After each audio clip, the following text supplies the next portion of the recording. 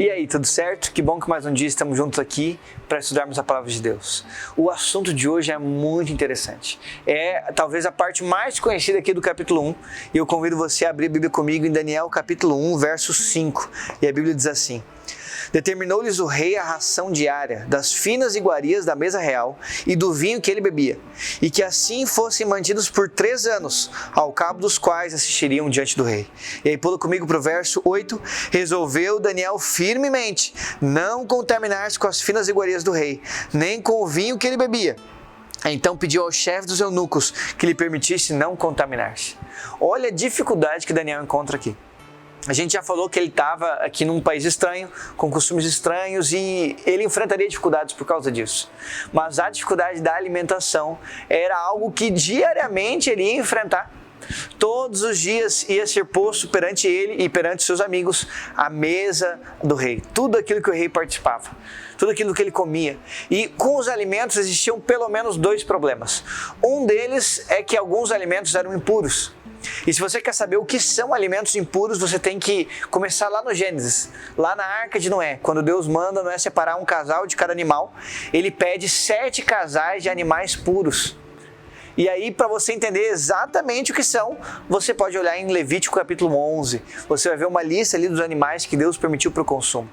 É muito possível que alguns dos alimentos que o rei oferecesse ali incluíssem alimentos que Levítico capítulo 11 proíbe. Mas esse não era talvez o principal motivo. O principal motivo era que os alimentos do rei, eles eram oferecidos a outros deuses.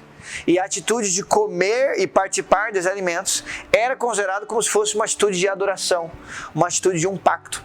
Se você for olhar na Bíblia, sempre que Deus fazia um pacto com o ser humano, havia comida. E alguns vão falar que onde há comida, há graça. Jesus, o tempo todo, ele estava participando de alimentos com seus discípulos. Inclusive, a Santa Ceia é quando a gente renova o nosso pacto com Deus. Isso envolve comida. É ali pequenininho, mas todo aquele simbolismo nos aponta para o sacrifício de Cristo. Os deuses pagãos, os adoradores dos deuses pagãos também se utilizavam da comida, dos alimentos para firmar pactos. Se Daniel e seus amigos comessem dos alimentos que o rei estava propondo, era como se eles estivessem cometendo o pecado da idolatria. É como se eles estivessem também adorando outros deuses que não o Deus verdadeiro. E Daniel não podia permitir que isso acontecesse. E por isso a Bíblia fala que ele decidiu firmemente não se contaminar com as iguarias do rei. Olha que desafio. E aí você conhece a história, ele pede para fazer um teste. Ele quer ficar 10 dias, onde ele comeria apenas legumes e água. E nesses 10 dias ele faz esse teste. E Deus cuida dele, Deus o abençoa. A gente vai falar disso aí um pouquinho mais para frente. Que desafios e que testes talvez você tenha enfrentado hoje? Você sabe que a questão da alimentação, talvez você não esteja perante alimentos impuros, ou talvez ninguém ofereceu os alimentos que você come a outros ídolos. Mas será que você decidiu no seu coração não se contaminar com aquilo que não faz bem para você? Quando a gente fala a respeito de saúde, existem alguns extremos que a gente deve evitar. Existem pessoas que acham que é pelo que se comem que ela vai ser salva ou não, ou ela vai se tornar mais santa que os outros, ou eu não como isso, você come, então eu sou melhor que você. Existem pessoas que vão para esse extremo. E já existem outros que acham que eu vou comer qualquer coisa, eu vou fazer de qualquer jeito, e a Bíblia não fala disso.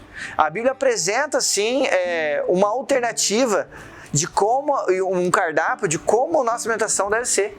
Aquilo que a gente come é importante, você é aquilo que você come. A Bíblia fala que o nosso corpo é o templo do Espírito Santo e por isso que Daniel decidiu cuidar muito bem dele. Você tem tomado a mesma decisão que Daniel? Você tem cuidado daquilo que Deus te deu? Aquilo era muito importante porque era a alimentação deles junto com outros fatores que iria ajudar a determinar qual seria o sucesso deles ali na Babilônia. Deus abençoa Daniel e seus amigos? Com certeza, mas essa bênção veio também em cima dos esforços deles. Deus não vai fazer nada que você possa fazer. Que Deus te ajude, que Deus te abençoe, para que você possa escolher estar ao lado dele e ser fiel a toda prova. Deus te abençoe, um forte abraço e até amanhã.